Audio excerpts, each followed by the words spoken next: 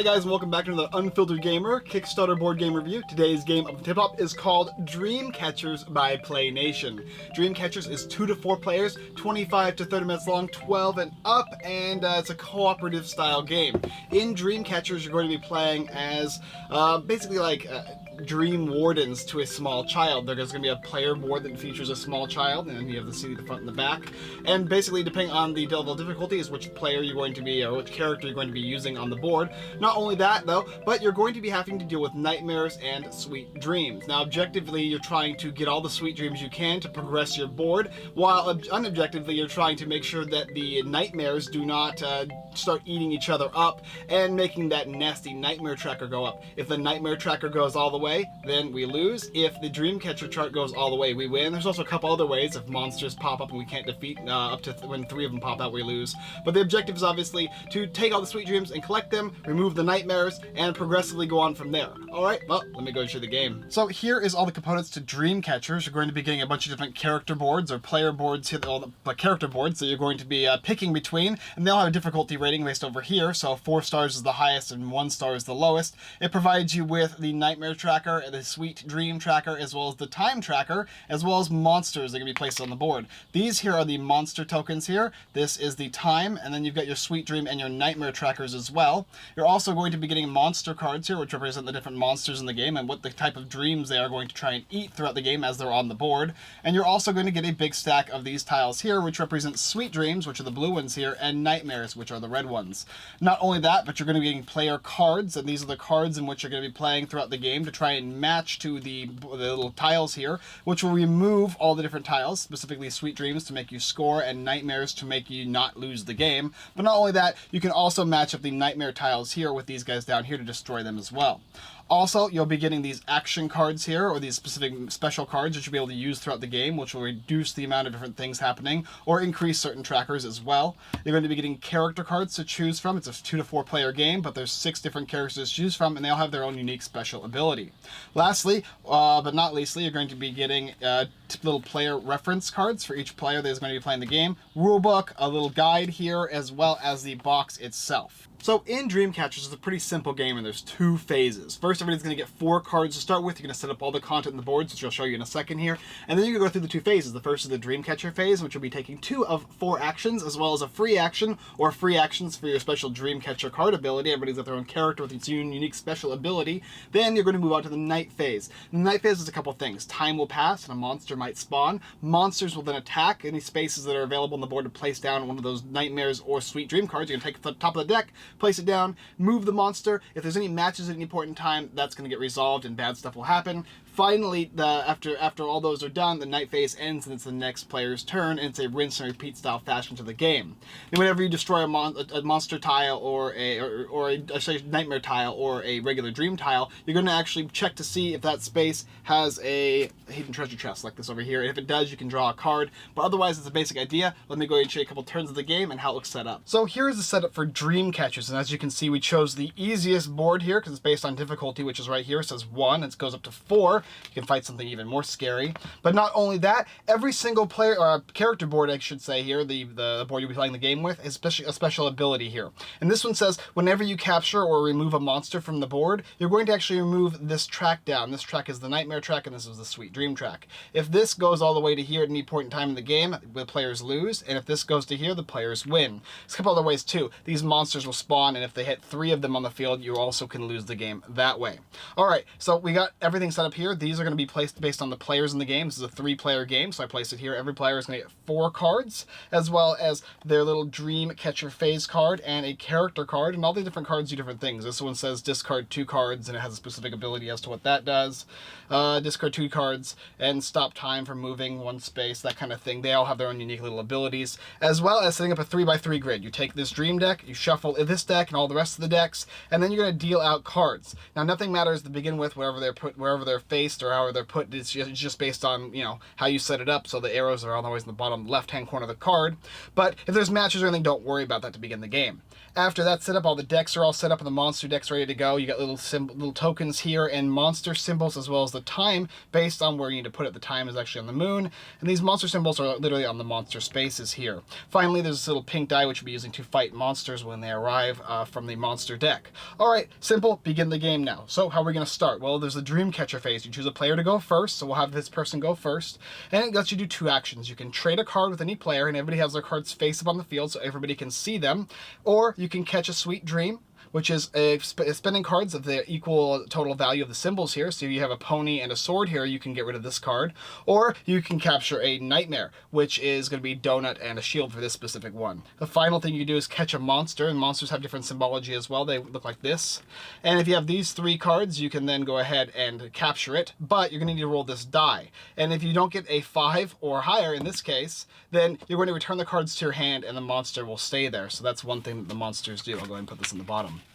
Also, if there's 3 of them anytime, you're in big trouble. Alright, so after you go ahead and do your 2 actions, you can use your free action on your character card, and then the night phase begins. Night phase is pretty simple. Time passes, so this thing will move up here, and make sure that your characters draw cards at this point, up to your 4 card maximum, and then monster attacks. Well, monsters are going to attack if these cards get removed. So, for instance, if this player could remove a card here, he would go ahead on his turn and use an action like this here to remove this one here, which is perfect. So he's got your shield and your donut. So this card will go away, and because you capture the sweet dream, you move the track up 1. These cards will get discarded. And then you're going to get, also for this card specifically, it shows that it has a little treasure chest. So you get to pull a treasure chest card, and this says it's -1 to this thing. So he'll actually go ahead and play that, because that's just going to help, and move that down 1 track marker, so it's less likely to get you. But during this phase here, since the player did that as one of his actions, maybe another one of his actions was to trade a card with another player like this. Finally, the monsters are going to spawn, and how does that work? It's pretty simple. This gets down like this. Then after that, the dream, if it was a nightmare, would move, which it's not. So if it's a sweet dream, it just stays there. However, let's go ahead and say this was a nightmare. So this was what it was instead. It's going to have an arrow. The first thing it does is it checks to see if it's adjacent to any cards that share a symbol. If it is, which it is in this case, a donut and a donut, both of these cards are going to go away, and then the track will move up based on the cards that disappeared. So it's going to move up 2. If there's any blank spaces, it rinses and repeats. So you'll draw another card and put it back down. And finally, you can draw one last card and place it down. Now, once again, the monster's going to check, are there any symbols that are adjacent that are nightmares? So, like in this case, it wouldn't matter, but in this case, it does. So, heart and a pony, no big deal. This card will then move this way. So, in this way. So, it's going to actually go across the board just like that. Then it's going to check once again. Does it find any matches? Okay, no it doesn't. After that happens, that was the nightmare attack phase. Then the night phase is over, and it reverts back to the Dreamcatcher phase, in which the next player in the game going clockwise takes their turn.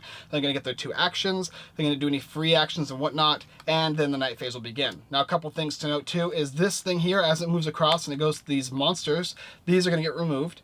A monster is going to pop up, and then the players have an option to fight the monsters. If they can do so, like I said before, with playing these 3 cards, as well as rolling the die and getting a number equal to or higher than the number of little monster symbols indicated in the top right-hand corner, they can destroy the monster. However, if they don't, there's a there's a monster attacks phase right after the time passes phase. In which case, this monster will eat up all these sweet dream symbols that have a sword on them. So these cards would all go.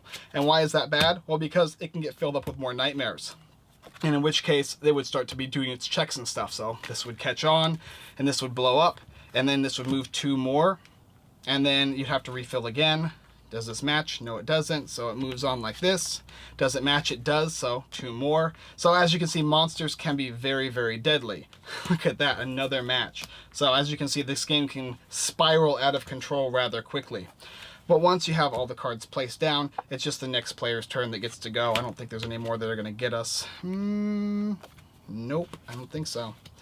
And that's the basic idea of the game. If you get all the way across here with your blue one, you're going to win, and you do that by capturing the sweet dreams. And if not, the nightmares are going to get to here, and bam, you're in trouble. Also here, 3 monsters, and finally, if this tracker makes it all the way to daytime, you also lose as well. So that's the basic idea of how to play the game Dream Catchers, right? You're going to be going across, trying to capture sweet dreams and remove the nightmare cards, replenishing the board, hoping the monsters don't match or attack and then match as bad as well, or nightmares I should say, or the monsters to get more of them is going to start eating away at your sweet dreams. You're going to need to remove them as quick as possible, and if they fill up the board with all three, you're in trouble as well.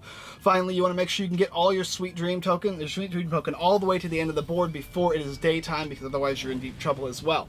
Also to note, there's a ton of character boards, and there's 6 different characters to choose from. So you've got 6 characters for players to choose from, and then you got 6 characters in which you can play the game. This is a 4-1. This means I think it spawns whenever 2 monsters spawn, something bad happens. There's a bunch of different crazy things that can happen throughout the board.